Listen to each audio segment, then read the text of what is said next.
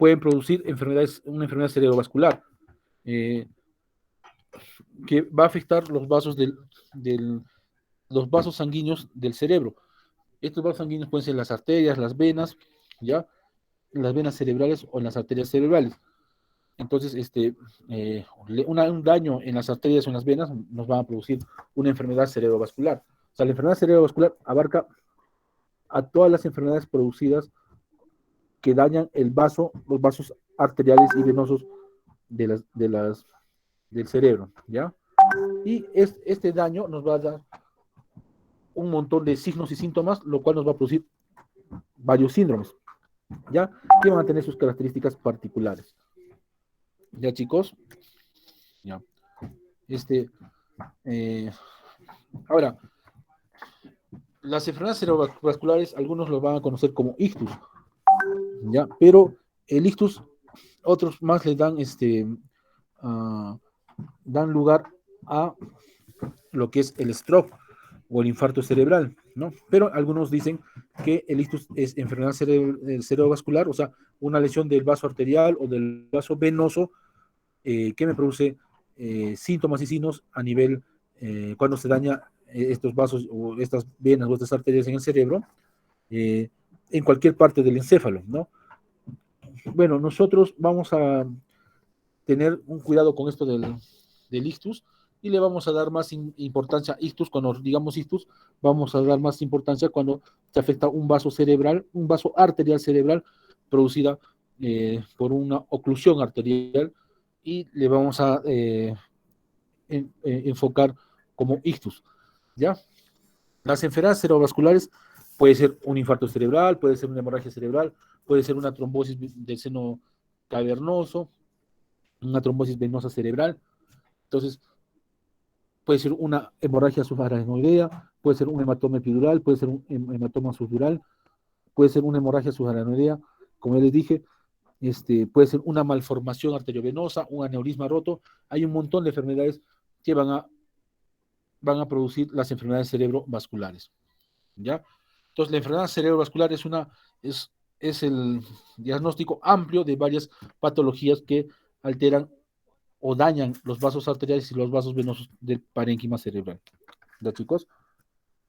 Bueno, esta enfermedad cerebrovascular se va a clasificar en isquemia y hemorragia, ¿ya?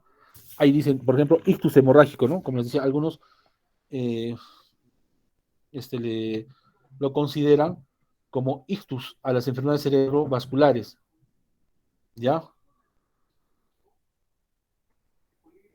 Un ratito, por favor. Voy a abrir mi ventana.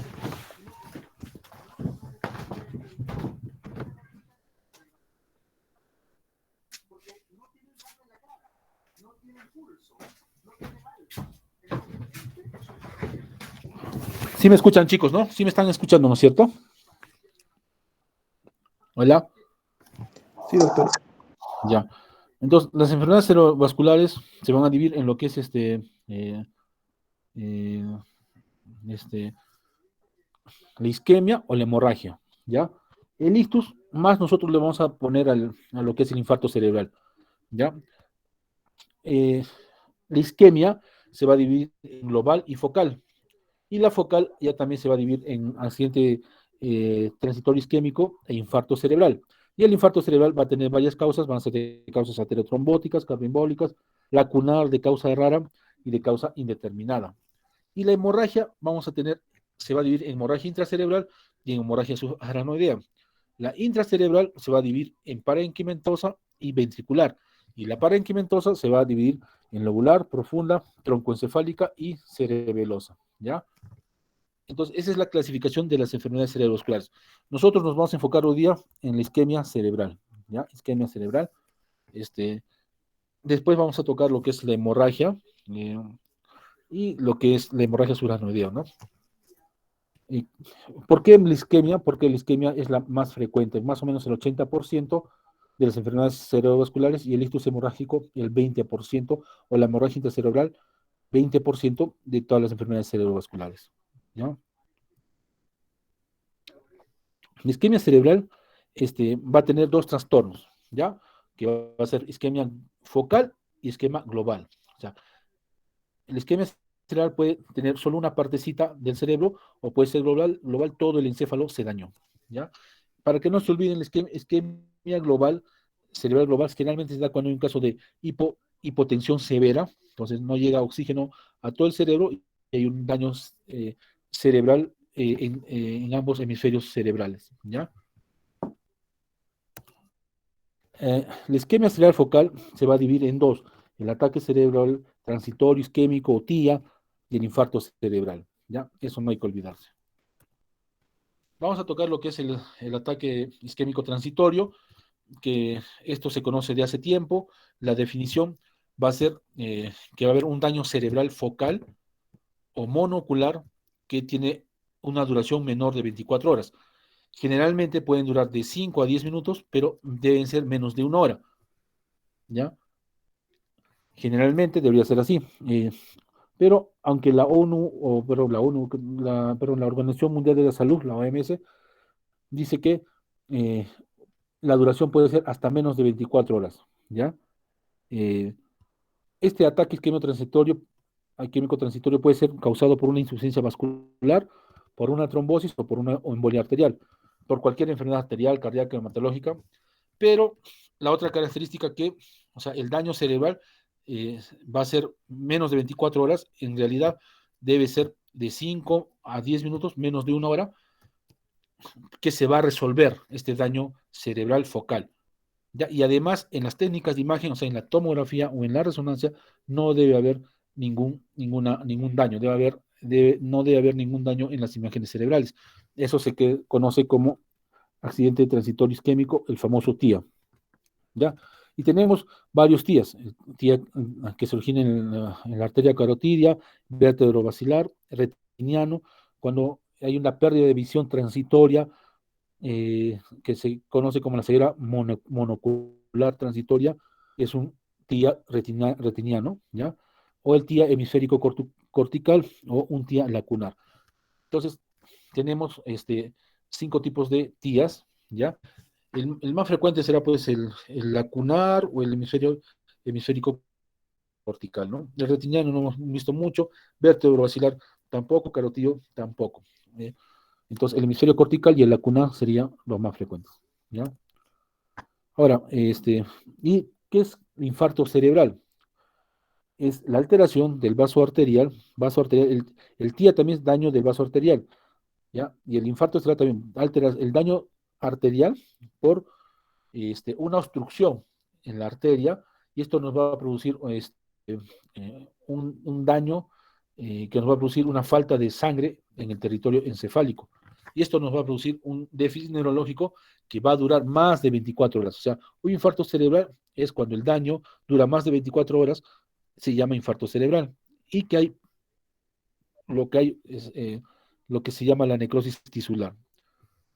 Este infarto cerebral también se puede clasificar de varias formas, según su etiología o según dónde ha sido la lesión. Y ahorita vemos, según su etiología, puede ser infarto ateriotrombótico, cardioembólico, lacunar, cerebral de causa rara, cerebral de origen indeterminado.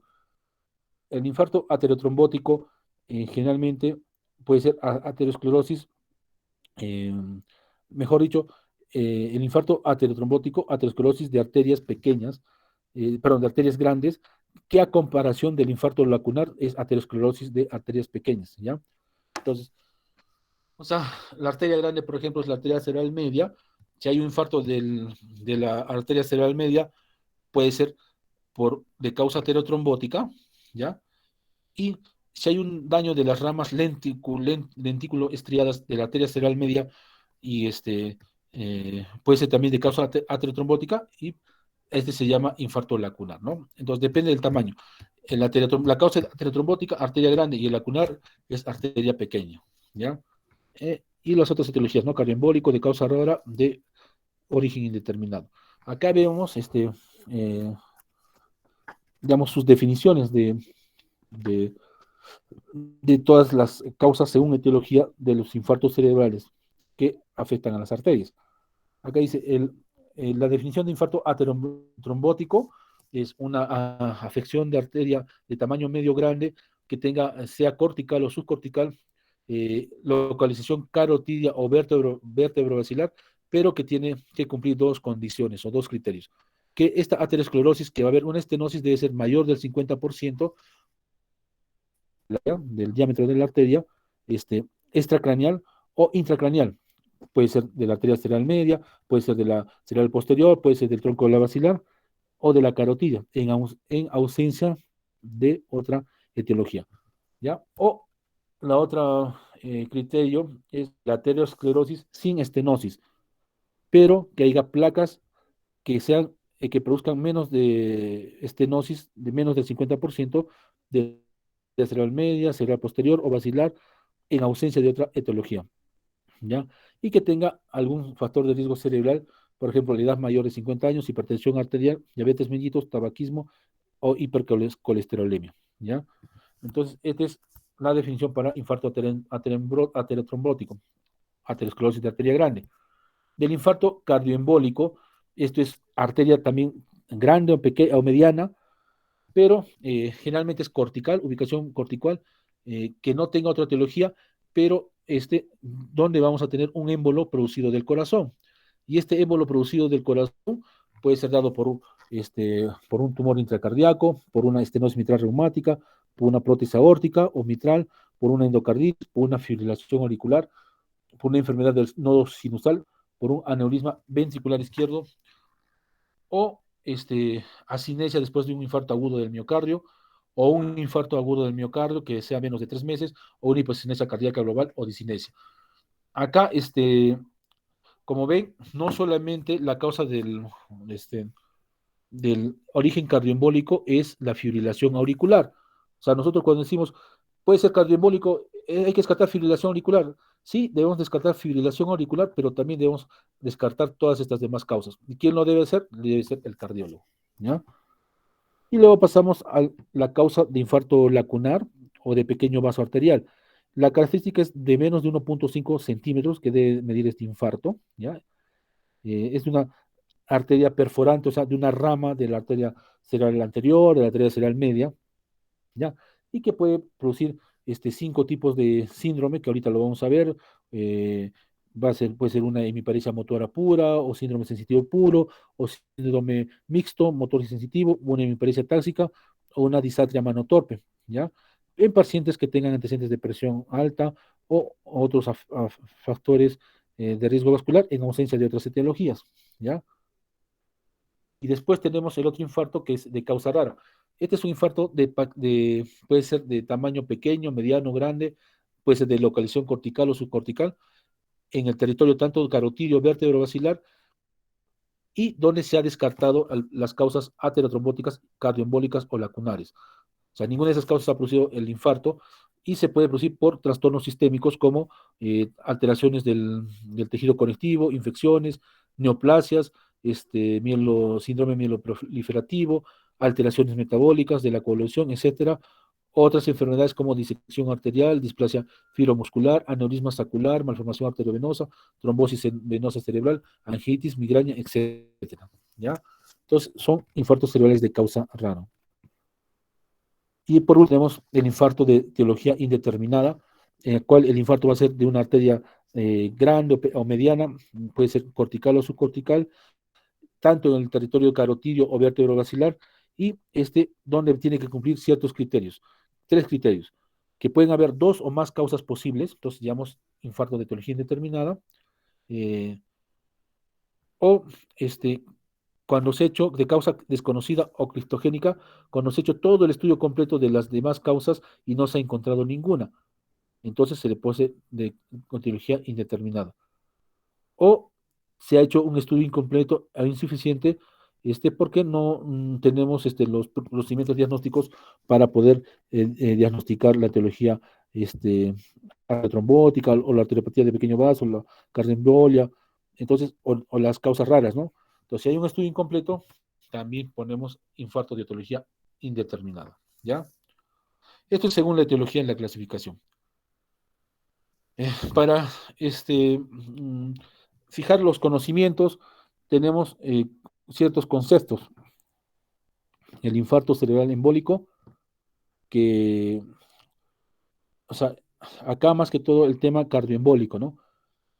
Pero también el tema cardioembólico, que en las causas cardioembólicas solamente se deben a lo que es de émbolos a través del corazón, pero también tenemos que conocer que puede haber un émbolo que puede ir de una arteria a otra arteria, ¿ya? Entonces ahí puede ser una embolia arterial o del corazón a la arteria, ¿no? Nosotros en las causas cardioembólicas es el émbolo del corazón a arteria, ¿ya? También puede haber, es muy raro, un émbolo que vaya del sistema pulmonar y que se dirija al vaso, ¿no? Generalmente se va al pulmón, al corazón y luego al cerebro. Y también un émbolo eh, de sistémico. Permítame un ratito. Aló, mamita, mami, ¿estás viajando? Sí, ¿estás viajando?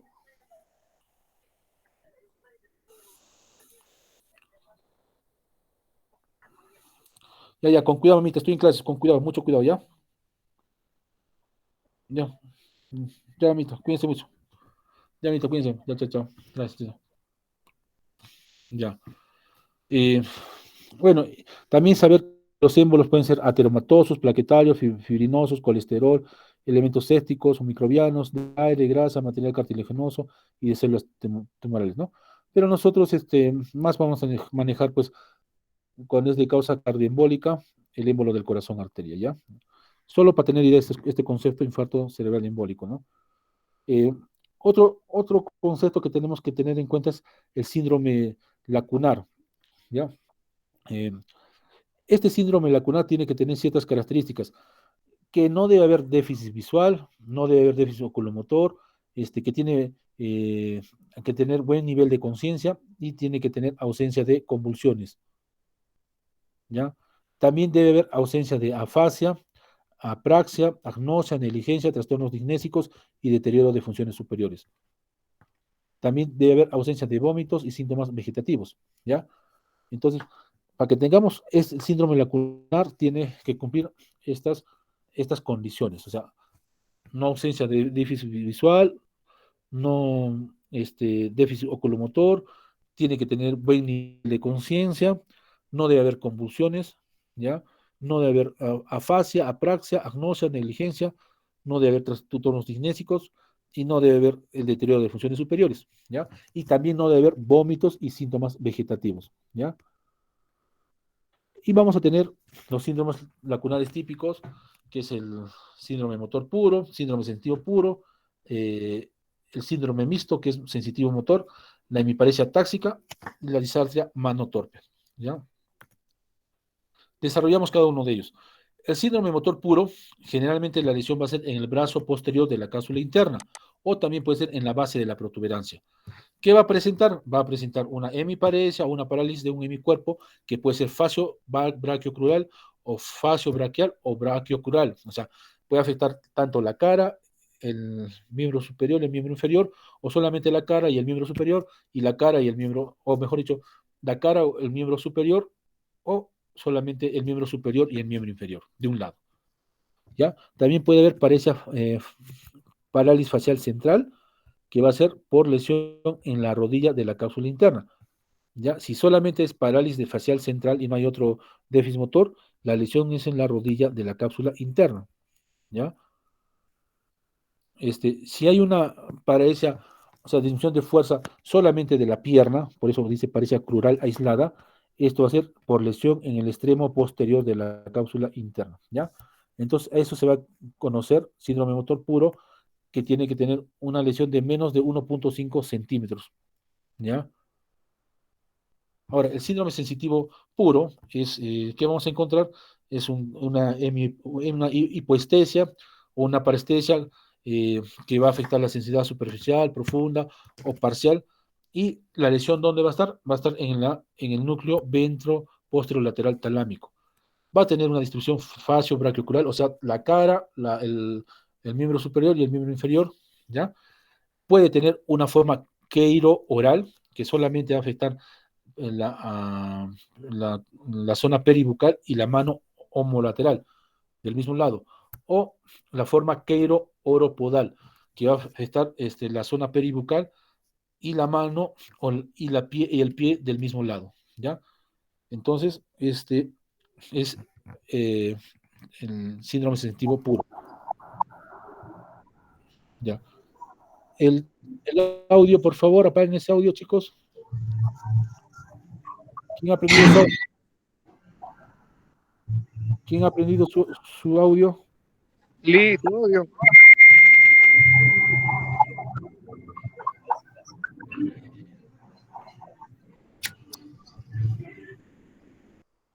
Llámenle que apaguen su audio.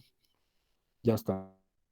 Tenemos la hemiparesia atáxica, que también es un infarto lacunar menos de 1.5 centímetros, donde la lesión va a ser en la vía córtico-ponto-cerebelosa, o sea, el tracto cortical que va al puente y al cerebelo, ¿ya? O en la vía dentro rubro talámico cortical, que va a la vía el, eh, al tálamo cortical y al núcleo rojo, ¿ya? O de la vía propioceptiva somestésica, y que la lesión va a estar en la base pontina o en el brazo posterior capsular, ¿ya? O en el brazo posterior de la cápsula interna. Ya que nos va a dar un síndrome piramidal, que va a ser de predominio plural, ¿ya? O sea, un síndrome piramidal, ¿no? Disminución de fuerza, hiperreflexia, Babinski, a predominio plural, y asociado a un síndrome atáxico del mismo lado. Entonces, ahí vamos a tener una hemiparesia atáxica, la lesión en la base del puente o en el brazo posterior de la cápsula interna o en la vía córtico-pontocerebelosa o la vía dentro rubro talámico cortical o la vía propioceptiva somestésica, ¿ya? O sea, del área sensitiva, del área 1, 2 y 3, ¿ya? Después tenemos la disartria mano torpe, ¿ya? Que también es un infarto lacunar, y esto va a ser por lesión del brazo anterior de la cápsula interna o en la protuberancia también. Y acá que vamos a tener una disartria moderada o grave, una paresia facial central, una hiperreflexia homolateral con signo de Babinski y una lentitud y torpeza motora en la mano, ¿ya? Son las características de esta disartria mano torpe, ¿ya? Y tenemos el mixto, ¿no? El infarto lacunar, que va a tener un síndrome motor y sensitivo, ¿ya? Esto va a ser ocasionado por infartos extensos o pequeñas hemorragias cerebrales, o procesos expansivos, y consiste en un síndrome piramidal completo, facio braquiocular o incompleto, y un déficit sensitivo global o homolateral del mismo lado, ¿no? Pero acá dice infartos extensos o pequeñas hemorragias cerebrales, pero que me van a dar este cuadro. Estos infartos extensos, por ejemplo, un infarto de la ACM, un infarto maligno eh, de la arteria cerebral media, me podría dar un infarto lacunar menos de 1.5 centímetros, sí, porque va a afectar también sus ramas de la división inferior, sus ramas lenticuloestriadas, y me va a dar esta clínica, ¿ya? Entonces, también procesos expansivos me puede ocasionar este síndrome mixto sensitivo o motriz, ¿ya? Aparte que el, que el infarto maligno, un infarto grande va a producir ya una clínica, también me puede producir, o sea, conjuntamente con la clínica del infarto grande, me puede dar un infarto lacunar de menos 1.5 centímetros y darme esta clínica, ¿ya? Y el otro concepto que tenemos que tener en cuenta son los infartos lacunares o síndromes lacunares atípicos, ¿ya? ¿Cuáles son los atípicos?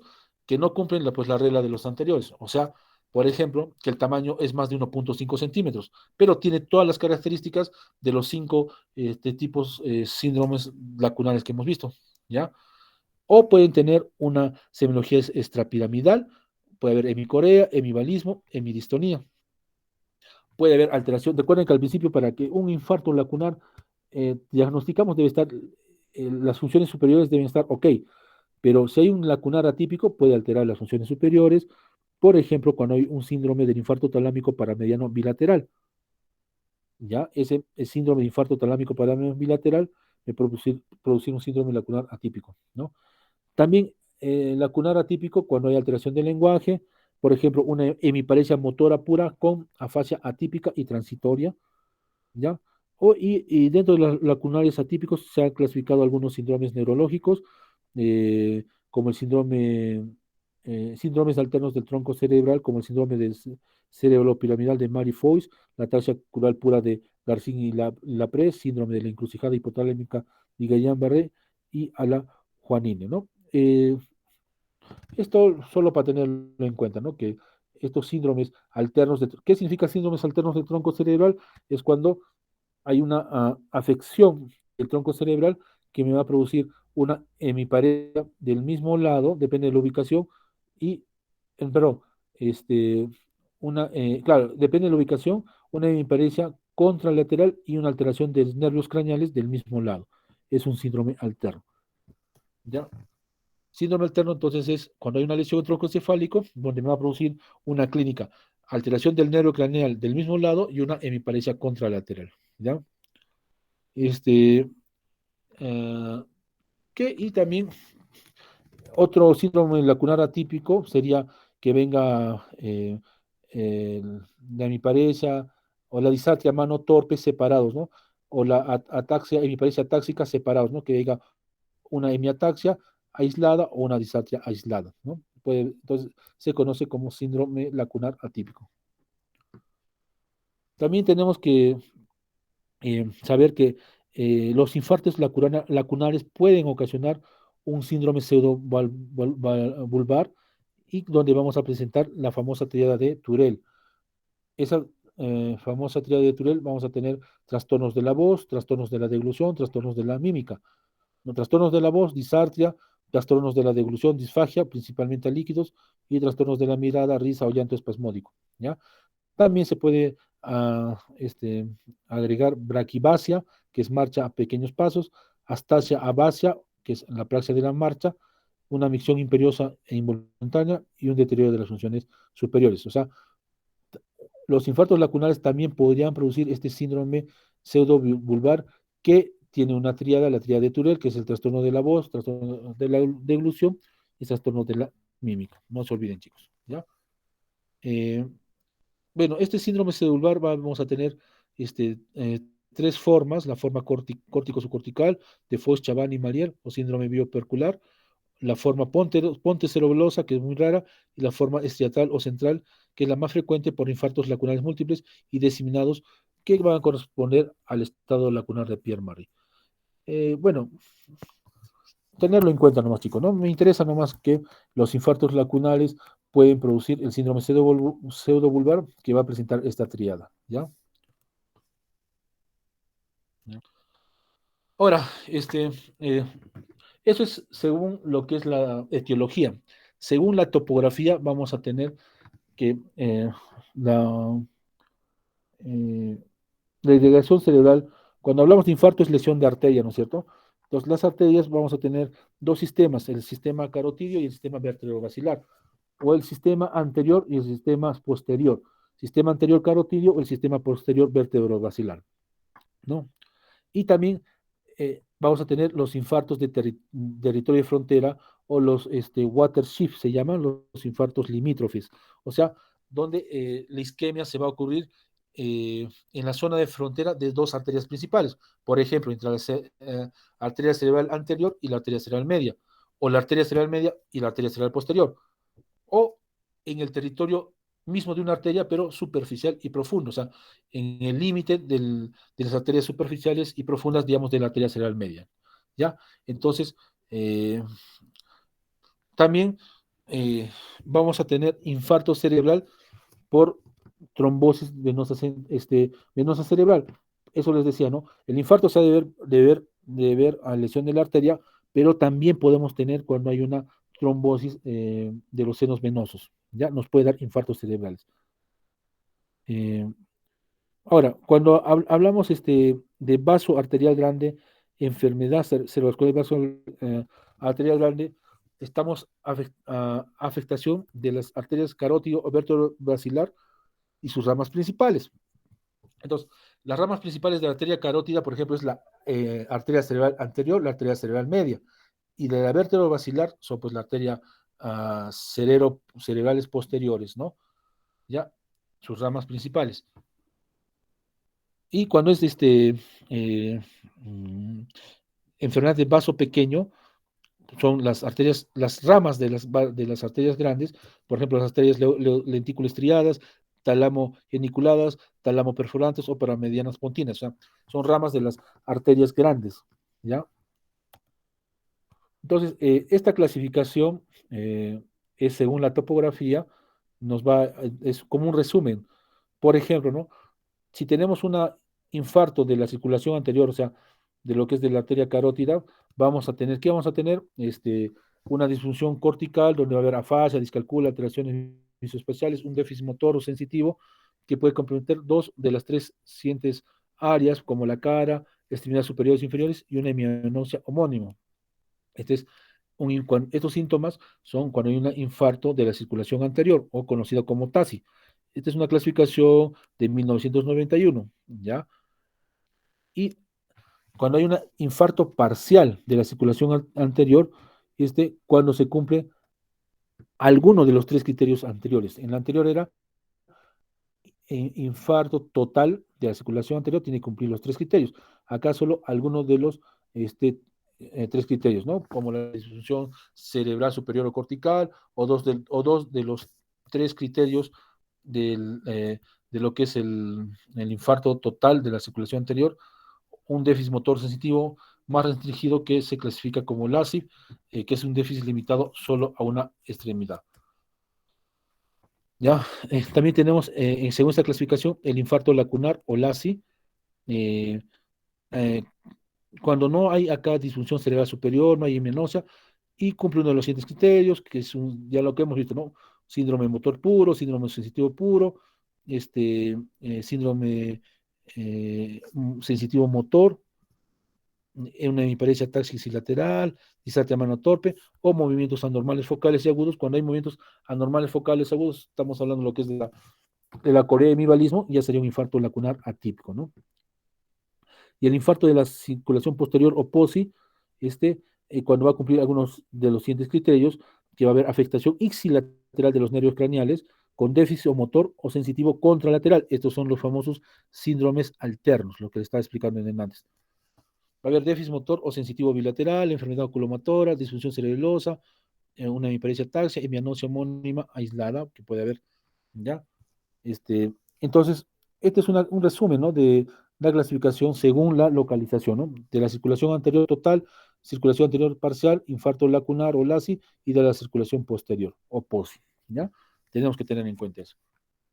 Bueno, para generar más conceptos, eh, repasar pues lo que es eh, mm, isquemia cerebral global, lo que decía al principio, ¿no? El infarto se divide en isquemia cerebral global y focal. El global, cuando acá hay una disminución severa del aporte sanguíneo al encéfalo, como ocurre después de una hipotensión severa o un paro cardíaco, ¿ya? Compromete ambos hemisferios cerebrales en forma difusa, eh, y puede haber con o sin lesión del tronco encefálico o del cerebelo, ¿ya? Puede dar acá infartos fronterizos, puede ocasionar necrosis laminar del manto cortical, lo cual nos va a conducir a un paciente en estado vegetativo persistente. eh, y si se lesiona tanto la corteza y el tronco encefálico, va a originar la muerte cerebral, ¿ya? Otros conceptos que debemos tener grabados es que es un infarto cerebral silente. Son infartos que son asintomáticos, que no tienen historia de infarto cerebral, pero que haces una tomografía y vamos a encontrar, o una resonancia y vamos a encontrar lesiones isquémicas. Son, por ejemplo, las famosas microangiopatías periventriculares. Cuando hacemos una resonancia, encontramos manchas blancas pequeñitas periventriculares y decimos una microangiopatía. Entonces, probablemente el paciente ha hecho un infarto cerebral silente porque no ha tenido ningún síntoma, pero ha habido daño de los vasos pequeños, o de los vasos arteriales. La leucoarairosis es una lesión de la sustancia blanca del cerebro y se va a ver como una hipodensidad en la tomografía cerebral y una hiperintensidad en T2 de la resonancia magnética cerebral. Van a tener lesiones periventriculares y lesiones subcorticales no periventriculares, eh, según la edad, ¿no? Y según qué tipo de infarto haya tenido, ¿ya? Leucoarteriosis es la lesión de la sustancia blanca en el cerebro, por si acaso. Y la penumbra isquémica, eso lo vamos a hacer en lo que es la fisiopatología. eh, este, Vamos a ver en la resonancia magnética por difusión, vamos a ver una área de hipoperfusión de al menos mayor al 20%, que se conoce como el mismas perfusión-difusión, que indica isquemia y tejido cerebral potencialmente recuperable. Eh, eh, o sea, mm, en la resonancia magnética, cuando hacemos el protocolo difusión, perfusión, mapa ADC y FLAIR, vamos a ver que hay una lesión en lo que es en el esquema, en la placa, eh, la lesión va a ser en el protocolo difusión-perfusión, vamos a ver una lesión pequeña o grande, y en el protocolo FLAIR vemos que no se ve lesión o se ve una pequeña lesión nomás. Entonces, esa lesión que vemos en el protocolo de difusión que es grande, esa es la zona de penumbra, es la zona que es recuperable, que podemos recuperar, ¿no? Y la zona que vemos en lo que es la lesión en el FLAIR, que es pequeñita, esa lesión es ya la necrosis tisular, la muerte neuronal, esa zona ya no se puede recuperar, ¿ya? Bueno, ya teniendo más o menos eh, una idea del infarto cerebral, vamos a pasar a lo que es infarto cerebral. Tiene varios nombres: stroke, ictus, accidente cerebrovascular, ataque cerebrovascular. Nosotros vamos a conocerlo como cualquiera: stroke, infarto, ataque, pero no accidente. Accidente cerebrovascular ha sido sacado ya mm, de lo que es eh, su definición o su nombre, porque los accidentes cerebrovasculares se conocen desde más antes, desde 1800, en que en la guerra, pues un paciente de un momento, pum, se moría, ¿no? O se quedaba hemiparético y no se sabía la causa, ¿no? Entonces era como un accidente que había pasado, es como si le hubiera atropellado un carro y el paciente quedaba grave o moría, ¿no? Por eso le decían accidentes y no se podía hacer nada. Ahora con el tiempo que ha avanzado bastante la tecnología, los tratamientos, a los infartos tenemos ya tratamiento y con la con amplia posibilidad de que el paciente no quede secuelado y no muera. Entonces, entre comillas, accidente ya no sería accidente porque este infarto ya tiene tratamiento que el paciente le puede salvar la vida o disminuir que haya una discapacidad. ¿Ya? En el siglo XX no había muchas opciones terapéuticas y una pobre esperanza de recuperación, por eso le decían accidente cerebrovascular. Nosotros lo vamos a sacar el ACV de nuestro vocabulario como accidente cerebrovascular, pero también pues, se llama ataque cerebrovascular. Entonces, ACV ya no significaría accidente cerebrovascular, sino ataque cerebrovascular. O stroke, o ictus, o infarto cerebral. No pueden decir infarto cerebral hemorrágico porque ahí nos estamos contradiciendo. El infarto es una lesión de la arteria, una obstrucción de la arteria por cualquier causa, eh, y que va a producir una necrosis tisular. La hemorragia es una ruptura del vaso, entonces no podemos decir infarto hemorrágico. Tenemos que decir infarto o hemorragia, ¿no? Infarto cerebral es el stroke, es el ictus, es el ACV, ataque cerebrovascular. Ya, bueno, hasta el infarto cerebral es importante para nosotros porque mm, los pacientes tienen una alta posibilidad de recuperación si lo acudimos en el menor tiempo posible, pero teniendo las opciones terapéuticas disponibles. Ahorita, eh, lo que está en boga, bueno, y no es ahorita, ¿no? Ya desde hace más o menos 5 años está en boga lo que es la trombólisis intraarterial o la trombólisis mecánica o la trombectomía mecánica, que ahorita en Cusco no lo tenemos, en Lima en algunos lugares lo tiene. Entonces, todavía el paciente solo está limitado a lo que es la trombólisis intravenosa. La trombólisis intravenosa eh, tiene sus indicaciones, ¿no? Si es un paciente con un stroke o un infarto grande, probablemente no le haga efecto, o sí, ¿no? Pero en menos porcentaje que si le harían una trombectomía mecánica, ¿no? Entonces, el paciente no tiene acá en Cusco esa opción de realizarse la trombectomía mecánica aún. Tal vez en un tiempo se puede implementar eso acá en Cusco, ¿no? Sería interesante, ¿ya? ¿Qué es el infarto cerebral? Es un conjunto de afecciones clínicas producidas por un déficit neurológico de inicio súbito secundario a la oclusión total o parcial de una arteria cerebral, ¿ya? Eh, o puede ser una isquemia cerebral focal que ocurre en un territorio vascular delimitado al ocluirse la arteria que irriga dicho territorio. El infarto cerebral va a ser cuando se produce muerte celular o muerte neuronal, no se olviden, ¿ya? La epidemiología, eh, este infarto cerebral,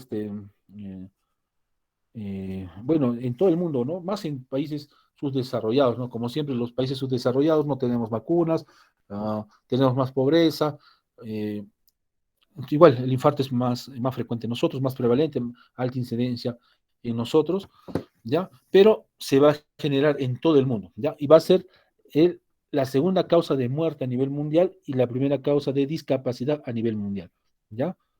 Eh, el infarto cerebral es el 80% de todas las enfermedades cerebrovasculares, ya lo hemos dicho, y el TIA va a ser el 16% de todos los infartos cerebrales. O sea, si el infarto cerebral es el 80%, de ese 80% va a haber el 16% va a ser el accidente cerebral transitorio isquémico, es un porcentaje alto. ¿Ya? Generalmente se va a dar en personas mayores de 65 años, otros dicen mayores de 60 años, en mujeres en edad fértil que utilizan anticonceptivos. ¿Ya? El predominio más o menos va para más en hombres y la raza afroamericana se ha visto que hay más prevalencia en la raza afroamericana. ¿Ya? Y de todas las muertes que ocurren en el mundo, los 2/3 ocurren en los países subdesarrollados. ¿Ya? Ahora, para este infarto cerebral vamos a tener factores de riesgos. De ellos vamos a tener los factores de riesgos modificables y los factores de riesgos no modificables, ¿no? Dentro de los factores de riesgo no modificables está la edad. Pacientes mayores de 60 años probablemente tienen más riesgo de padecer un infarto cerebral que uno de 25 o de 30 años de edad. El sexo masculino, eh, mayores de 65 años, y en mujeres en edad fértil, las que utilizan anticonceptivos, también puede haber una mayor incidencia, entonces es un factor no modificable, o en todo caso sería modificable si dejaría de usar anticonceptivos, ¿no? Sí, podría ser modificable, pero el sexo, la raza masculina mayores de 60 años y la femenina cuando es en edad fértil, ¿no? Y la raza, y hemos dicho, los afroamericanos, los afroamericanos o los africanos, o la raza negra es más afectada que la raza blanca para los infartos cerebrales. Eso no podemos modificar, ni la edad ni la raza, ¿no? Y también lo otro que no podemos modificar son los infartos que se producen por causas genéticas. Este, en, eh, este, ¿Cómo es esto? Un ratito, por favor.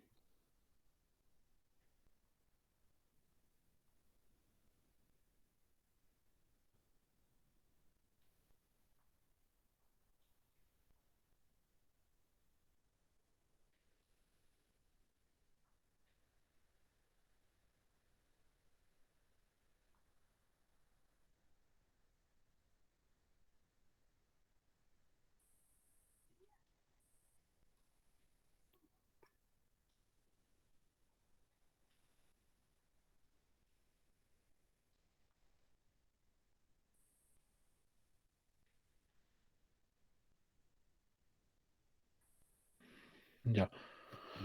Entonces, dentro de los factores no modificables tenemos los factores genéticos, que son enfermedades que van a venir con infartos cerebrales, enfermedades genéticas que van a venir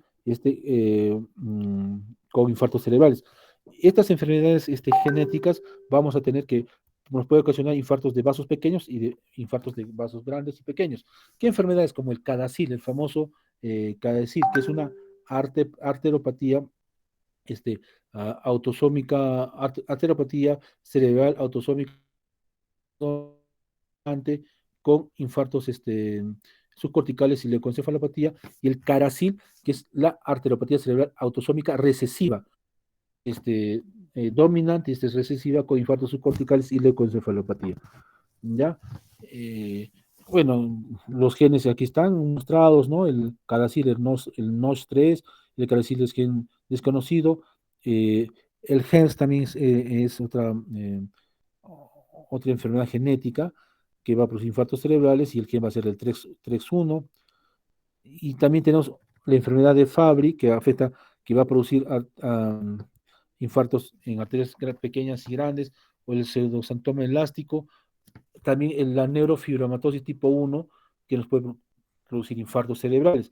La enfermedad de Moyamoya también nos produce infartos cerebrales, ¿no? La disección arterial, o mejor dicho, el síndrome de Ehlers-Danlos tipo 4, el síndrome de Marfan, nos puede producir disección arterial, y la disección arterial es una causa de infarto cerebral. Entonces, estos factores genéticos no lo podemos modificar, ¿no? Claro, también sí se podría modificar si hacemos digamos, el análisis genético de los familiares, ¿no? De los jóvenes, por ejemplo, que se quieren casar, y hacemos el árbol genealógico, y si han tenido enfermedades como el caracil, sus familiares anteriores, podemos decir a estos jóvenes que no tengan hijos, en todo caso, ¿no? Para evitar que vengan estas causas, estos infartos cerebrales asociados a causas genéticas, ¿ya? Y de ahí tenemos los factores de riesgo modificables, que está la hipertensión arterial, el tabaquismo, la obesidad, sedentarismo, el diabetes mellitus, el alcoholismo, estrés psicosocial, depresión, infarto, antecedente de infarto agudo de miocardio, la fibrilación auricular. Si tratamos estas cosas, podemos modificar. Acá falta lo que es también la contaminación ambiental, que también está relacionada con infartos cerebrales, ya como un riesgo modificable. ¿Ya, chicos? Bueno, pasamos a lo que es la fisiopatología. Eh, este infarto cerebral, o sea, la obstrucción de la arteria, ¿qué me va a producir? Una disminución del flujo sanguíneo cerebral en una arteria, y esta disminución del flujo sanguíneo cerebral va a producir falta de oxígeno. Y depende de la duración y de la localización, va a producir las manifestaciones clínicas, ¿ya? Bien. Ahora, si este tejido, esta arteria que está obstruida, logramos que se destape y nuevamente la sangre llegue al cerebro que estaba sin sangre, eso también puede producir un daño. Entonces, ¿qué daño? Porque va a desencadenar una respuesta inflamatoria inmunológica, y eso también nos puede producir más necrosis tisular o muerte neuronal, ¿ya? O sea, no solamente es la falta de oxígeno por la obstrucción de la arteria, sino al sacar ese coágulo con algunas de las terapias, o si el coágulo se sale solo, ese coágulo que está obstruyendo la arteria se sale solo, eso también va a producir una respuesta inmunológica inflamatoria, que también me va a producir un daño cerebral, una muerte neuronal, una apostosis neuronal. No va a ser un ciclo vicioso, ¿ya?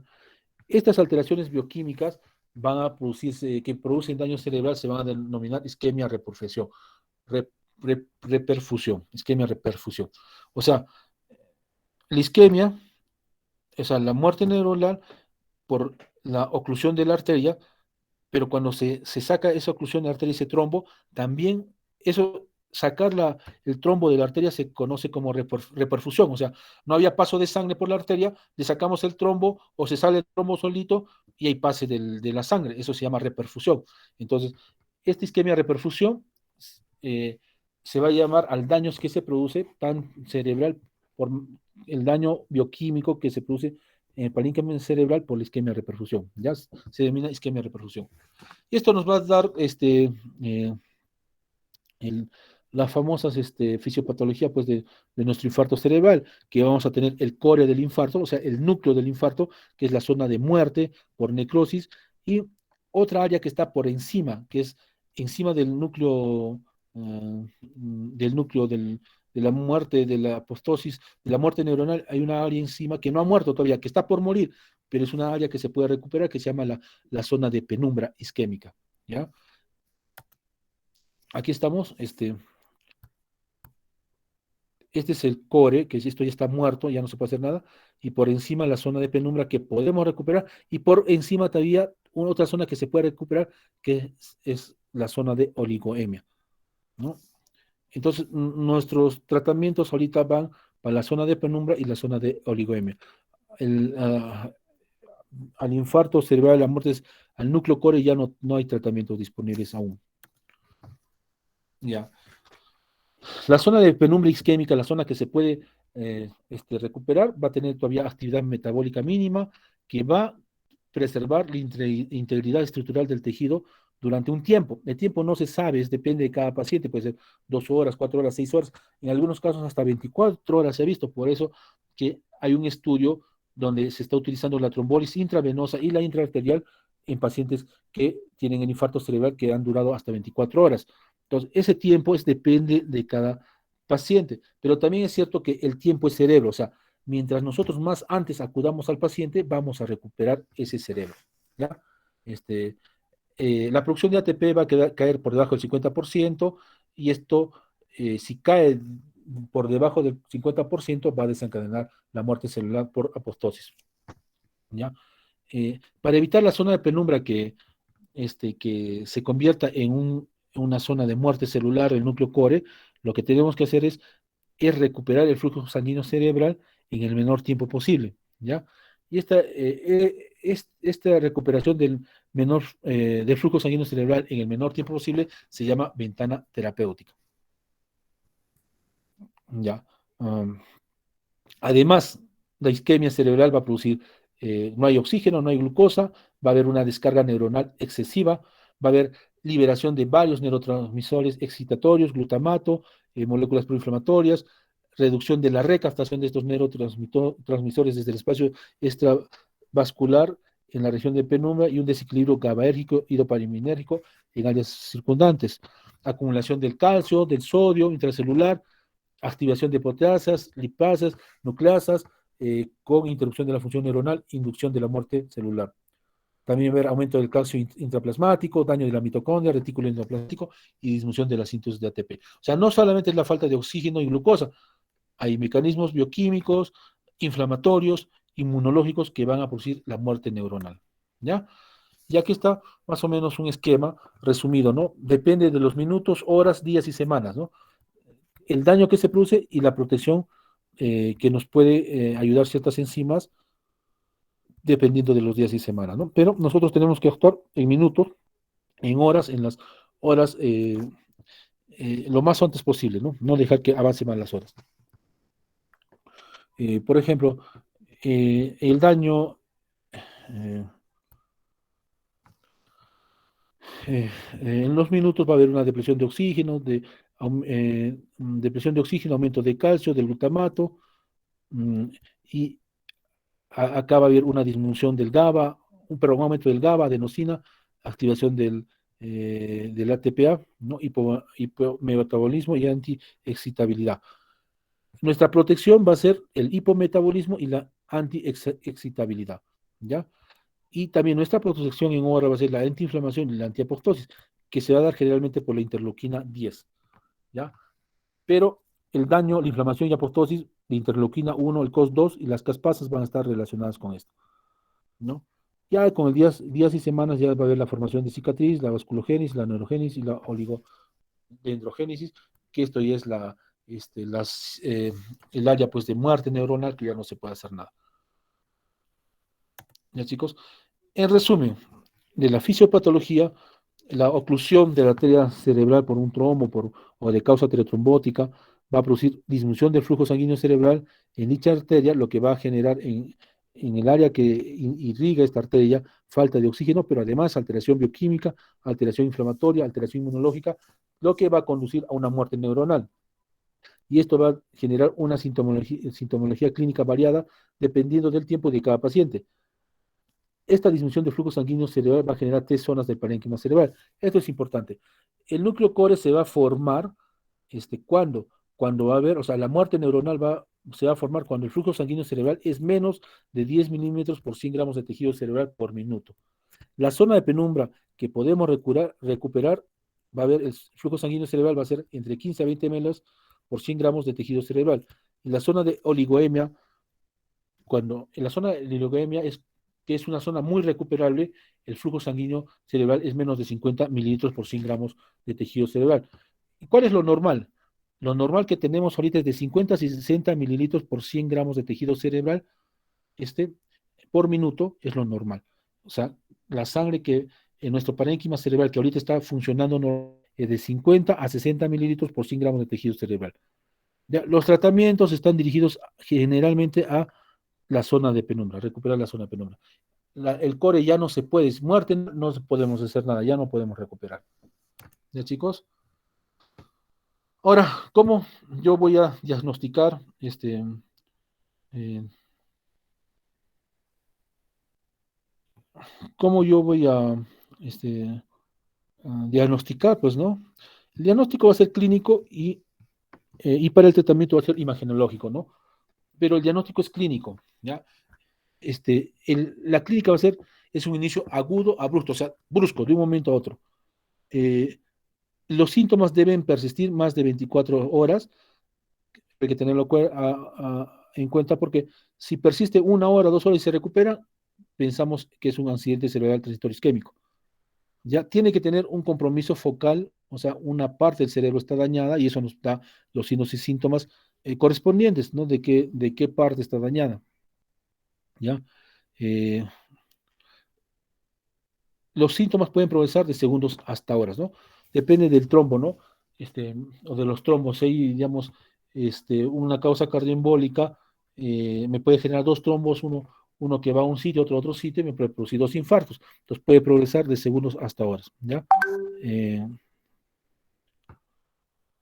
ahora, los signos y síntomas que vamos a tener va a ser por el área cerebral irrigada afectada, por el vaso sanguíneo afectado. O sea, si se afecta la arteria cerebral media, me tiene que dar signos y síntomas de la lesión de la arteria cerebral media, ¿no? Y no hay que confundirnos con trastornos metabólicos, traumatismos, hipolicemias y convulsiones, que son imitadores o imitadores del infarto cerebral, trastornos metabólicos, traumatismos, hipolicemias y convulsiones.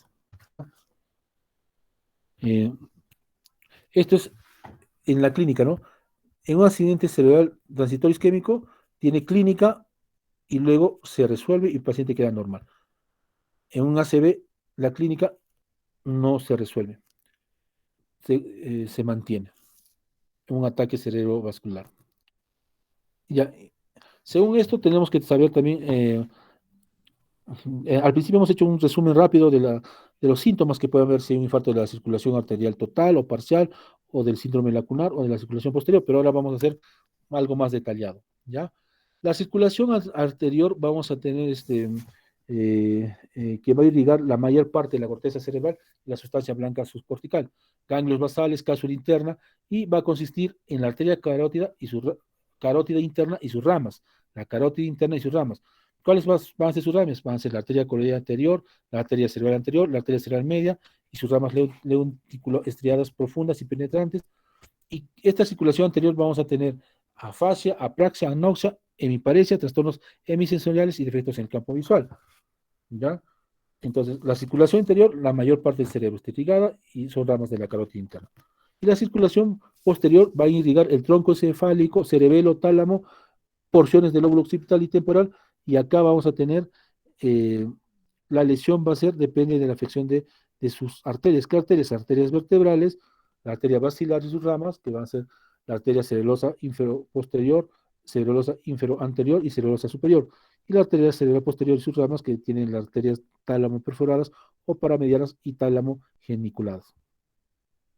¿Y qué clínica? Cuando es clínica de circulación posterior, probablemente vamos a tener vértigo, náuseas, vómitos, parálisis de nervios craneales, ataxia, déficits motores y sensoriales contralaterales, déficit del campo visual y disfunción broncocefálico que puede haber coma, crisis atónica, colapso repentino sin pérdida de la conciencia, ¿ya?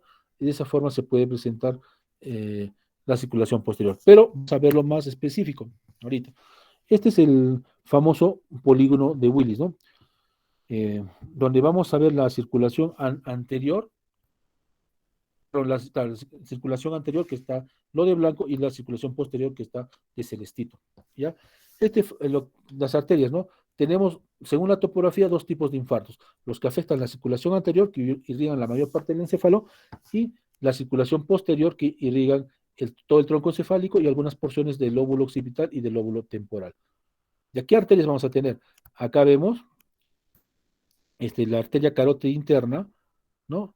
que va a dar sus ramas, va a tener varias ramas. Dentro de ellas vamos a tener lo que es la rama, esta ramita que es la cerebral anterior. Antes de ella está la coroidea anterior, la arteria coroidea anterior, pero después está la cerebral anterior, y luego de ella está la cerebral media, ¿ya? Eh, Igual en el otro lado, este, acá tenemos la carótida interna, acá tenemos la coroidea anterior, la cerebral anterior.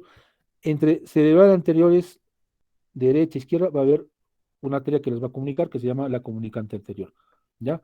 Y luego tenemos la cerebral media, que vamos a tener sus ramas lenticulostriadas, que están ramas pequeñitas, y sus divisiones. La arteria cerebral media se va a dividir en división superior, división inferior, ¿ya? Y también vamos a, para que se comunique el sistema anterior, la circulación anterior con la circulación posterior, vamos a tener la comunicante posterior que va a salir de lo que es bueno, la carótida en todo caso, y se va a unir con las cerebrales posteriores.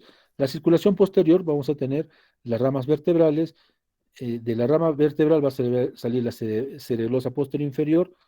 Las dos ramas vertebrales se van a juntar y van a formar el tronco basilar o la arteria basilar, y de la basilar va a salir la cerebelosa anteroinferior y también la cerebelosa superior.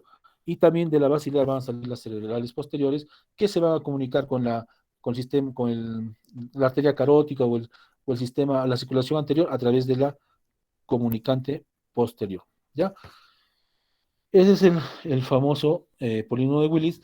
Mm, claro, acá, si nos da un infarto a este nivel, una clínica de mareos, de vértigos, de náuseas, alteraciones cerebelosas, alteraciones de los nervios craneales, alteraciones del estado de conciencia, ¿ya?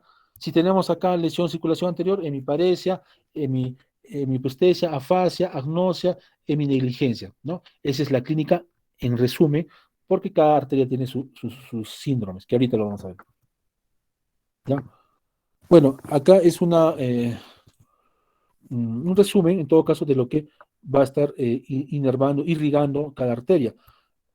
Recuerden, la coroidea anterior, el rama de la coroidea interna, me va a irrigar lo que es el hipocampo, globo pálido, la zona inferior de la cápsula interna.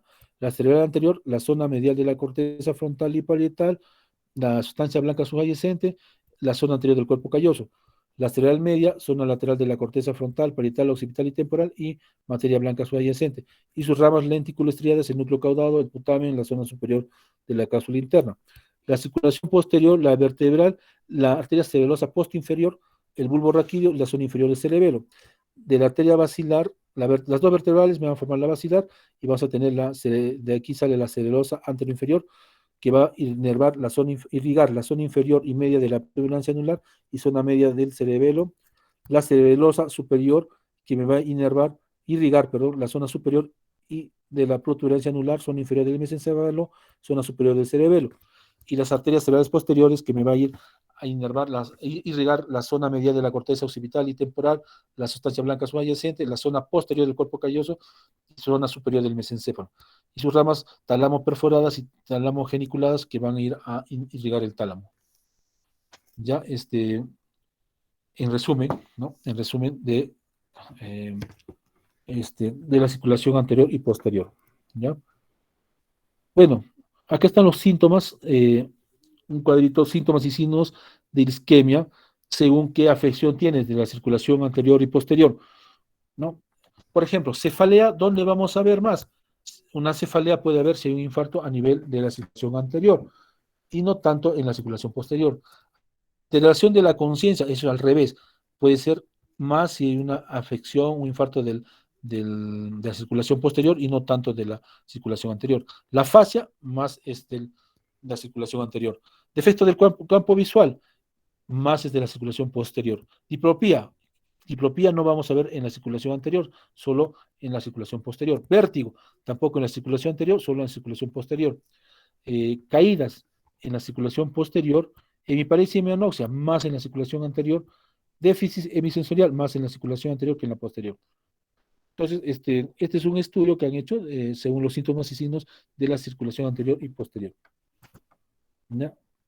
Bueno, esto es parte de lo que hemos visto en la fisiopatología, hay isquemia, falla energética, despolarización, liberación de glutamato, entrada de sodio y calcio intracelular, vamos, inflamación celular, lesión mitocondrial, generación de radicales libres, activación enzimática, muerte celular necrótica y muerte celular programada, ¿no? Bueno, se salió este cuadrito de lo que es de la fisiopatología. Ahora, vamos a ver un poco de la circulación anterior y parte de la circulación posterior y qué zonas nos va a afectar, ¿no? La arteria cerebral anterior va a irrigar lo que es la parte superior o más cortical de lo que es la corteza cerebral, claro, lo que es el cerebro, la zona frontal, parietal. Entonces, la arteria cerebral anterior está más de este color celestito, ¿ya? Y la arteria cerebral media es lo que está, ya no es tan superficial ni tan mm, más hacia adentro. Es la zona blanquita. Aquí está, la zona blanca, la parte inferior de todo, o la parte de atrás de lo que es la corteza cerebral. Bueno, teniendo este dibujito, vamos a ver que la cerebral anterior va a estar ligando lo que es en el homúnculo motor y el músculo sensitivo, lo que es el tórax, y la cerebral media, el brazo, la mano, el rostro, la lengua, ¿ya? Y la anterior va a irrigar más lo que es la pierna, tanto la zona motora y la zona sensitiva, pierna y pie, la cerebral anterior, ¿ya? Acá vemos otro gráfico de la arteria cerebral anterior y la media, ¿no? Como se dan cuenta, mira, la cerebral anterior, cómo irriga lo que es la pie y la pierna del homúnculo motor y del homúnculo sensitivo, también el tórax. Y la cerebral media ya me da el brazo, la mano, el rostro, la lengua. Acá también el rostro, la lengua, ¿no? Ah, y también la cerebral anterior, este, me va a irrigar lo que son los genitales eh, y también lo que controla la micción. Cosa que cuando hay una lesión de la cerebral anterior puede haber alteraciones de la micción por esta irrigación a nivel de lo que es los genitales y el centro de control de la micción, la cerebral anterior, ¿ya? Entonces, acá los celestitos, cerebral anterior, la cerebral media es blanco y más oscuro el celeste es la cerebral posterior, ¿ya?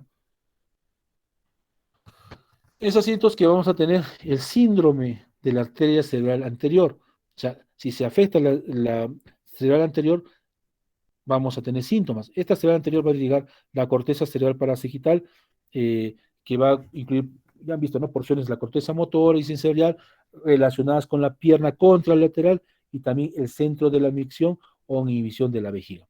Entonces, si tenemos una oclusión de la arteria cerebral anterior, vamos a tener un síndrome de la oclusión de la arteria cerebral anterior, que es muy poco común, pero ¿qué vamos a tener? Parálisis contralateral y pérdida sensorial del miembro inferior, predominio miembro inferior con alteración del control de la micción, ¿ya? Es un síndrome de la oclusión de la arteria cerebral anterior. Ahora, este es un esquema de la arteria cerebral media, de sus ramas de la división superior y división inferior. Recuerden que la arteria cerebral media tiene antes de hacer su división, tiene sus ramas lentículo estriadas y después hacen la división superior e inferior, ¿ya? Ya que tenemos la división superior de la arteria cerebral media, que vamos a tener arterias que van a ir a la área de Broca y al campo ocular frontal, ¿ya? A la corteza motora y la corteza sensorial, y también al área de Wernicke. Y la división inferior, perdón, va a ir al área de Wernicke, a las radiaciones ópticas en general, ¿ya?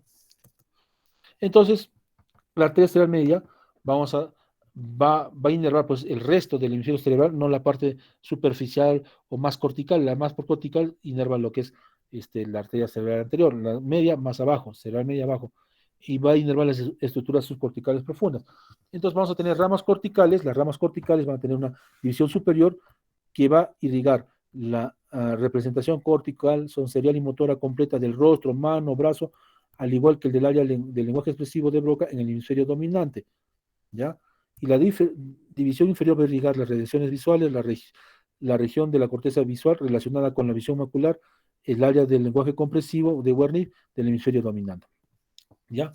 Y las ramas lentículo-estriadas, que es antes que se divida la media, va, aquí está, aquí está.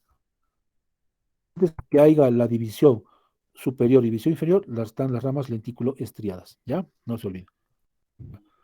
Entonces, estas ramas lentículo-estriadas van a irrigar los ganglios basales, sus fibras motoras relacionadas con el rostro, mano, brazo y pierna, a medida que ascienden en la rodilla y el brazo posterior de la cápsula interna. En general, la arteria cerebral media me va a producir lo que es los infartos lacunares, los síndromes lacunares.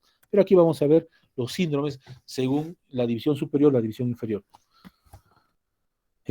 Síndrome de la arteria cerebral media que afecta a la rama cortical división superior, vamos a tener una hemiparesia contralateral que afecta al rostro, mano y brazo, pero que no involucra la pierna. Va a haber una déficit hemisensorial contralateral en la misma distribución y va a haber una afasia de Broca expresiva. Y las ramas corticales de la división inferior, que esta afección es menos común, hay un infarto menos común acá, pero nos va a dar una hemianosia homónima contralateral, grafestesia y estrognosia, o sea, no va a reconocer partes de su cuerpo, y también si le escribes en la mano, no va a reconocer lo que le escribes en la mano, contralateral del cuerpo, anosognosia, negligencia contralateral, aplasia del vestido, aplasia consultiva y una afasia de Wernicke. Entonces, si tenemos una afasia de Wernicke, probablemente es de las ramas corticales de la división inferior. Si es una afasia de Broca, tenemos ramas corticales de la división superior. Así fácil de diferenciar, ¿no? Si un paciente tiene con afasia de Broca, probablemente el infarto en las ramas superiores o corticales de la arteria cerebral media. Si tiene una afasia de Wernicke, probablemente el infarto esté en las ramas corticales de la división inferior, ¿ya? Ahora, cuando mm, si la oclusión es el momento de que se está bifurcando o trifurcando la arteria cerebral media, después de que ha dado las ramas lentículo estriadas que esos me producen infartos lacunares, después de esa, antes de dividirse en división superior e inferior, puede haber una obstrucción. Y en esa bifurcación, si hay una obstrucción, vamos a tener hemiparesia contralateral peronomino-braquial, hemisensorial peronomino-braquial, hemianosia homónima, afasia. ¿Ya? Y si es en el mismo tronco de la estrella próximo al origen de las ramas lenticulo-estriadas, vamos a tener una hemiplegia contralateral proporcional y con pérdida sensorial contralateral proporcional, ¿ya? También tenemos un síndrome de la arteria carótida interna, este, que, nos, que nos puede dar cierta clínica. Ya, en la arteria carótida interna ya sabemos que va a tener sus ramas, la arteria cerebral anterior, la cerebral media, la arteria oftálmica, que irriga la retina, también la arteria coroidea anterior, ¿no es cierto? No se olviden de eso. Y el síndrome clínico de la oclusión de la arteria carótida interna, vamos a tener frecuentes accidentes cerebrales transisquémicos, ceguera monopolisquemia isolateral de la arteria retiniana y síndrome del infarto de la arteria cerebral media, ¿no? Entonces, esto nos puede ocasionar si hay una oclusión a nivel de la arteria carótida interna, ¿ya? Acá, bueno, es un esquema ya también de la circulación posterior. Acá vemos las vertebrales que me dan la basilar. Acá se puede obstruir a este nivel y afectar lo que es la irrigación de la arteria cerebral superior, ¿ya? Este, eh, eh, eh, arteria cerebral anteroinferior. Ya. ah, o también en lo que es al inicio de o bueno, mejor al término de las vertebrales para formar la vaciedad en el mismo cerebral posterior. Ya es un tema de la circulación posterior donde se va a ocluir, donde va a estar la oclusión de las arterias. ¿Ya? La cerebral posterior entonces también que van a ser de la arteria basilar, las cerebrales posteriores nacen de la arteria basilar que va a irrigar la corteza occipital, los lóbulos temporales mediales, el tálamo, el mesencéfalo rostral. ¿Y qué vamos a tener? Síndrome clínico de la arteria cerebral posterior, que vamos a tener una hemianosia homónima que afecta el campo visual contralateral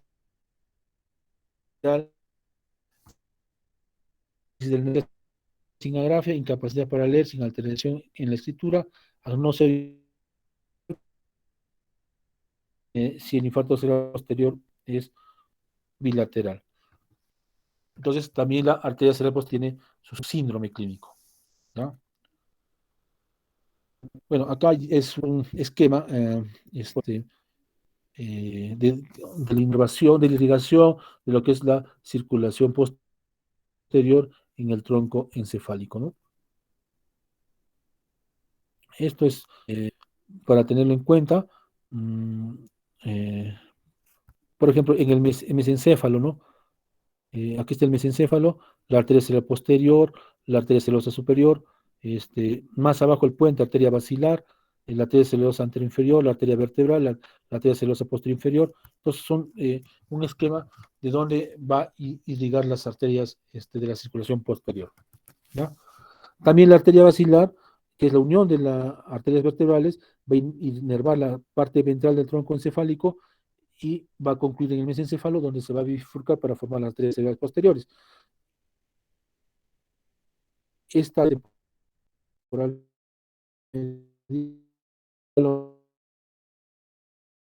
la inclusión de la arteria basilar,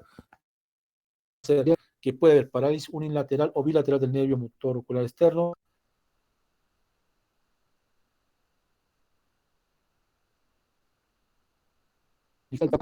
hemiplegia o tetraplegia, coma, síndrome del cautiverio, el síndrome del cautiverio o locking, y un síndrome también puede dar un infarto a nivel de la arteria basilar, ¿ya? Y las ramas vertebrovasilares circunferenciales largas que van a surgir de las arterias vertebrales basilares son la arteria cerelosa postinferior, cerelosa anterior y arteria cerelosa superior, que van a irrigar el tronco encefálico dorsolateral, incluyendo los núcleos de los nervios craneales que están dorsalmente el 5, el 7 y el octavo, y las vías que entran de cerebelo en los pedúnculos cerebelosos.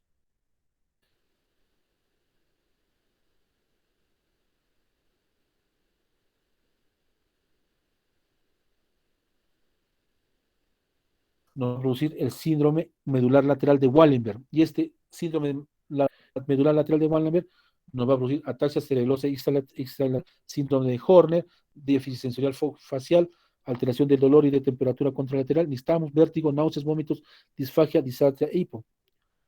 Y si hay una oclusión de la arteria cerebelosa antiinferior, va a producir infarto de la porción lateral de la protuberancia anular caudal y produce síndrome de Wallenberg, pero sin síndrome de Horner, sin disfagia, sin hipo, y se observa una parálisis facial ipsilateral, parálisis lamidara, sordera y tinnitus.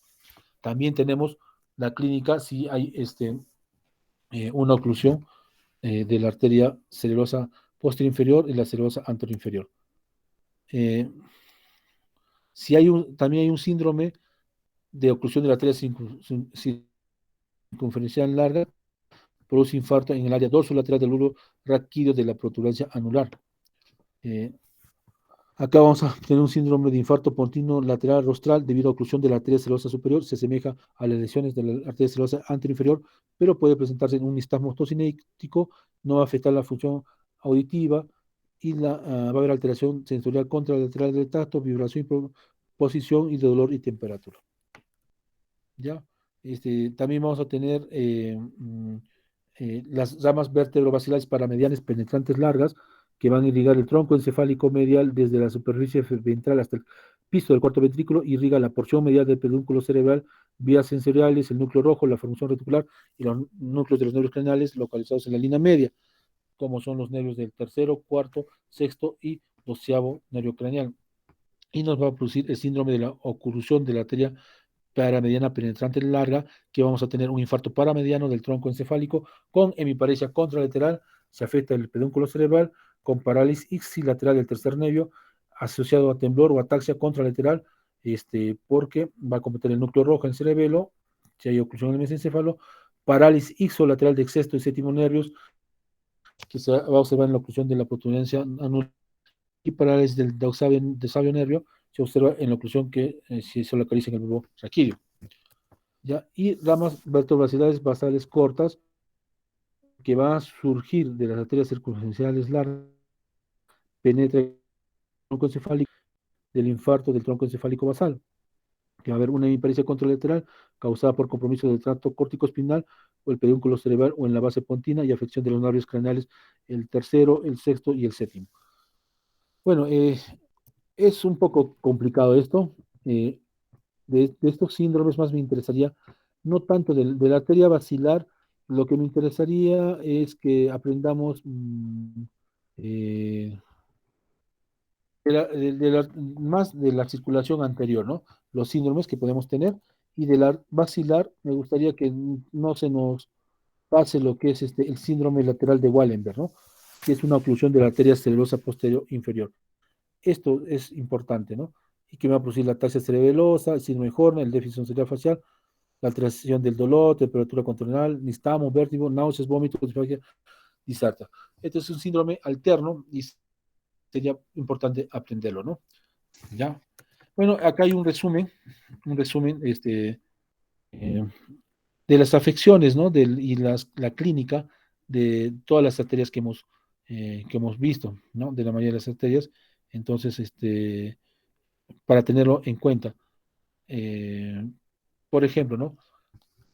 Si hay un daño a nivel de la cerebral anterior que va a inervar y va a irrigar la cara medial de la corteza frontal y temporal, vamos a tener una parálisis contralateral de la pierna, déficit sensorial contralateral de la pierna, y también no se olviden lo que es afección de lo que es la micción, alteración en la micción. Eh, si es de la lateral media, división superior, va a irrigar la cara lateral lóbulo frontal, área de Broca, y nos va a producir una hemiparesia, déficit sensorial contralateral, que va a respetar la pierna y va a tener una afasia de Broca. División superior, si es división inferior, afasia de Wernicke. Eso sí es importante aprenderlo. ¿Ya? Y así es el resumen de las causas del infarto cerebral, del stroke. Chicos, ¿están? Sí, doctor. ¿Tienen alguna pregunta? ¿Tienen alguna pregunta?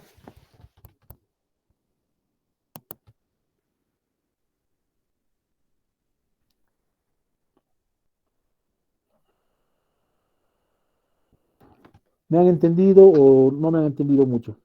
Doctor, al parecer no hay preguntas, entonces todo está bien entendido. Bueno, en cuanto al examen, va a ser de las diapositivas, ¿ya? Estas diapositivas, este, eh, que en todos los libros lo dividen así, pues, según topografía, según etiología, ¿no?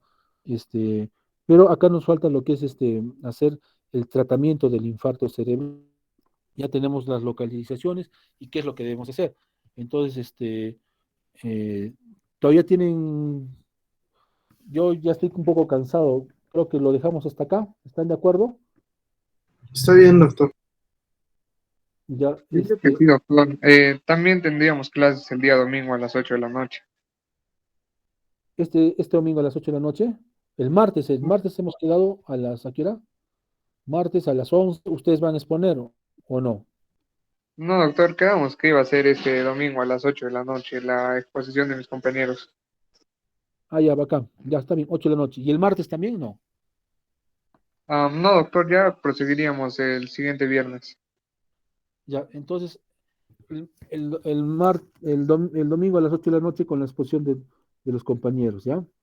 Para avanzar, ¿ya? Y el otro viernes, me tocaría terminar lo que es enfermedades cerebrovasculares y lo que es el definición, bueno, tratamiento. Tratamiento del infarto, bueno, eh, tenemos que aprender, es que también es un poco complicado. ¿Por qué? Porque eh, mm, eh, el stroke está, pues, el infarto cerebral es lo más importante que como médicos debemos saber. Entonces, vamos a tener que aprender escalas. ¿Qué escalas? La de NIS. ¿Qué escala vamos a reconocer el infarto cerebral? O sea, el diagnóstico es clínico, pero yo como médico, ¿cómo sé que le está dando un infarto cerebral? Entonces tenemos la escala de FACE, ¿no? Entonces, esa escala de FACE, por ejemplo, hay una debilidad de lo que es la parte de la cara y un brazo. Entonces, y ya es un probable infarto. Entonces, yo lo reconozco y que digo, no, si es un probable infarto, necesito hacerle una tomografía y una glucosa urgente.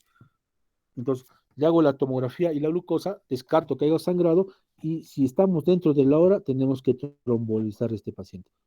Si estamos menos de 4.5 horas, en menos de 3 horas, es obligatorio trombolizar a este paciente si cumple con todos los criterios de trombolización. No, no tenemos ahorita la trombectomía mecánica en Cusco, que es a través del que se hace a través de la arteria femoral y se llega hasta la obstrucción in situ de lo que es la arteria y se saca el coágulo a través de unos drivers que son como unos metales muy pequeñitos, se saca el coágulo y en algunos casos en algunos casos ahí mismo le colocan, le hacen inyecciones de plasminógeno para que no haya más coagulación del coágulo, pero el riesgo es de sangrado. Eh, no tenemos pues todavía eso lo que es la trombectomía mecánica. Acá en Cusco, en Lima sí lo están haciendo, no así con lo que se hace en otros países, pero sí lo hacen, ¿no?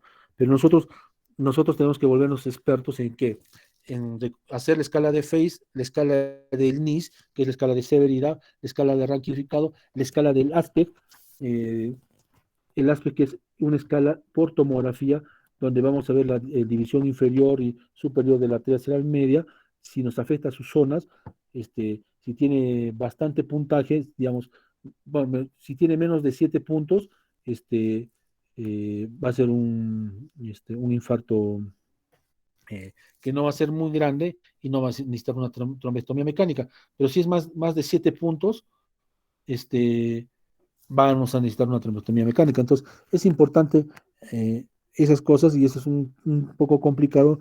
¿Qué tenemos que hacer con la presión arterial? ¿Qué tenemos que hacer con lo que es la aspirina y la atorvastatina para los pacientes con infarto cerebral? A la escala de CHAS, del CHAS ABC2. Acá en Cusco, por ejemplo, un paciente viene con infarto cerebral, no es candidato para lo que es eh, no es candidato para lo que es la trombólisis, entonces hay doctores que le dan de frente lo que es la doble antigregación, que está indicado solamente con los pacientes que tienen riesgo de volver a hacer un infarto.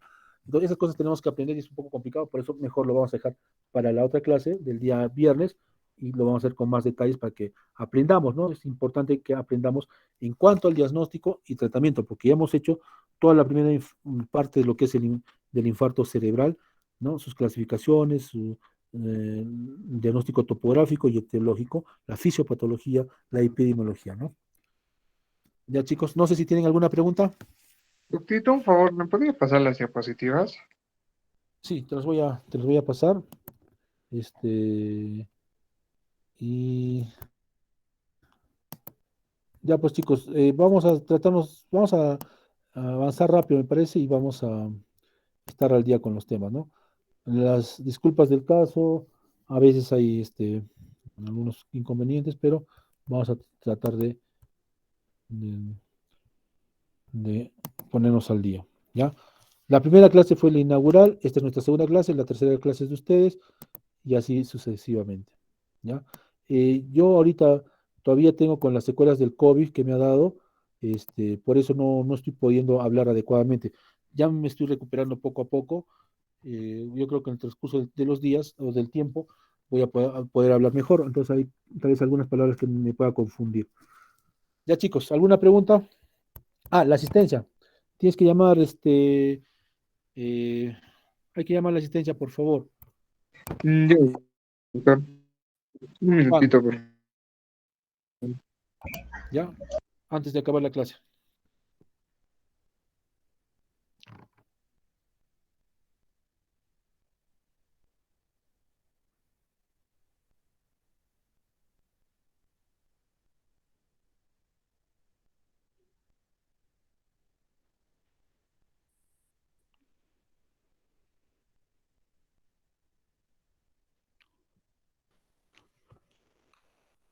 Ya, vamos con la asistencia.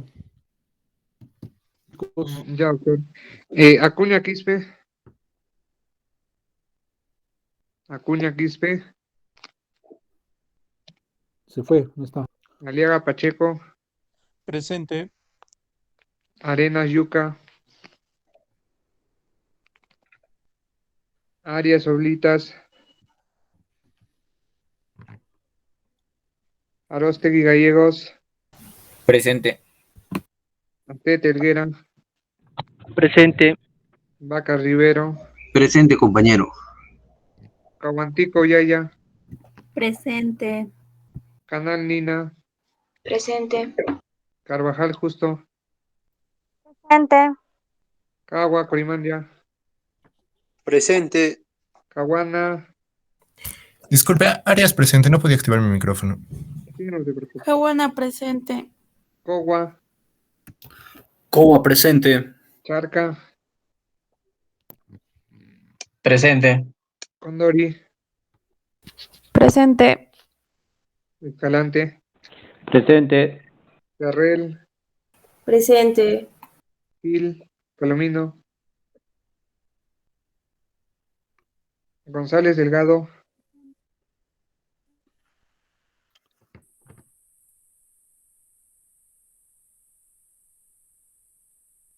Presente, León, delegado. Buenas buenas noches. noches, Hinojosa, Presente. Guamaní, Guamaní presente. Macedo, Macedo presente. Mamani, Presente.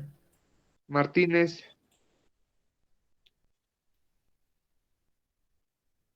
Molinari, Presente. Nina, Martínez presente.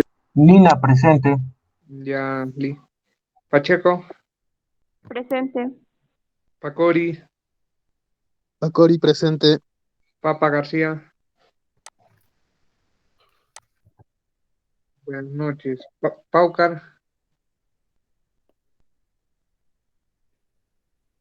Roque, Presente. Buenas noches.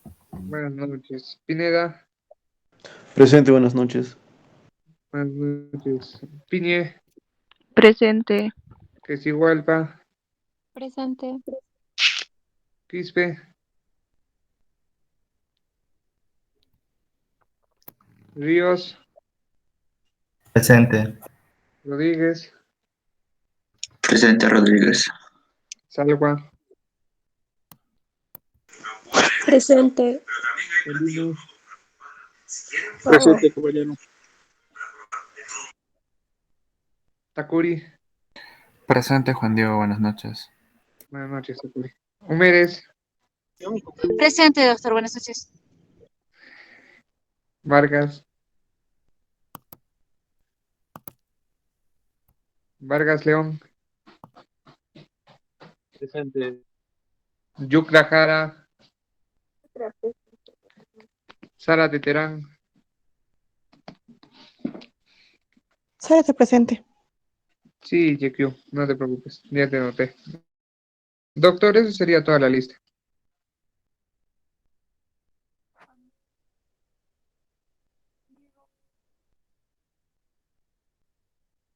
A ver, chicos, ¿cuántos están presentes ahorita? 43, 44.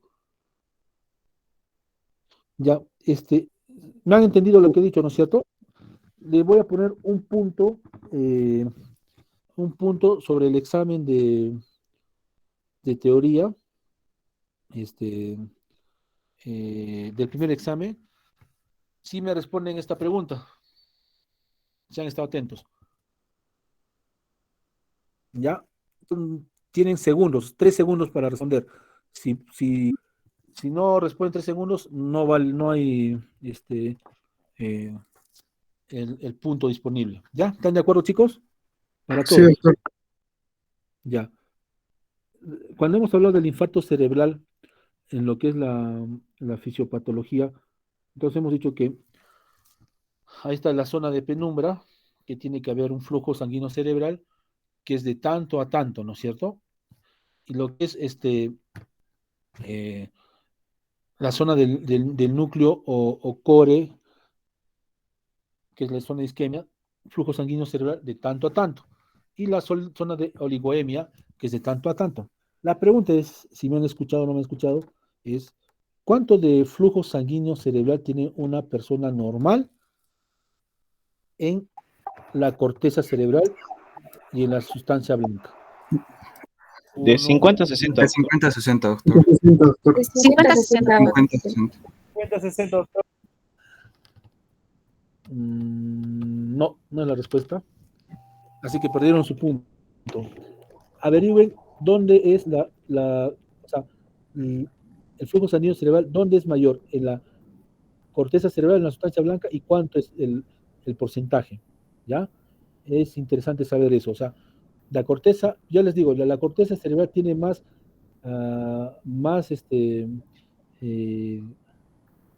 flujo sanguíneo cerebral que la sustancia blanca, pero no es 50-60, este es otro puntaje. Ya les digo a la siguiente clase, pero averigüen ustedes, ya chicos, perdieron su punto por no estar atentos, creo. De 50 a 60 es en general, ¿no? Pero, por ejemplo, otra pregunta sería, ¿no? El área, cuando hacemos una actividad motora, ¿cuánto de flujo sanguíneo cerebral hay en esa área motora? Por minuto, ¿no? Por 100 gramos de tejido cerebral. Ya, chicos. Bueno, cuídense, buenas noches, hasta la próxima clase. Gracias. Buenas noches, doctor. Hasta luego. Buenas noches, doctor. Hasta luego, chicos, gracias.